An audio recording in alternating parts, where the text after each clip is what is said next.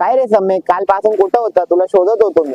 अरे काल प्रार्थनेला गेलेलो रे. तू पण चल आमच्या सोबत प्रार्थनेला, आणि तू आमच्या धर्मात आला तर तुला खूपच फायदे. अरे म्हणून बोलतोय या आमच्या धर्मात तू.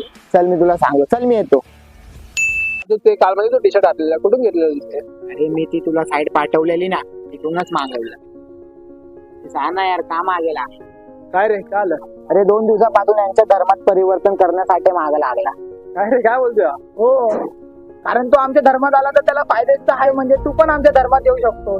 अरे सम्यक, डॉक्टर आंबेडकरने लिहिलेल्या संविधानानुसार आर्टिकल 25 हे आपल्याला सांगतं की तू तुझा धर्म स्वतंत्रपणे स्प्रेड करू शकतो, म्हणजे सगळ्यांना प्रचार करू शकतो. तुझा पेहनावा तू करू शकतोस, तसंच तू पूजा अर्चा पण करू शकतो. पण तू असं कन्वर्ट कोणाला करू शकत नाही. त्याला यायचं तर तू स्वतःहून येईल. बरोबर आहे तुझं. तुझी माझा धर्म मी वाढवण्याच्या हेतूमुळे ही माझी खूप मोठी चूक झाली.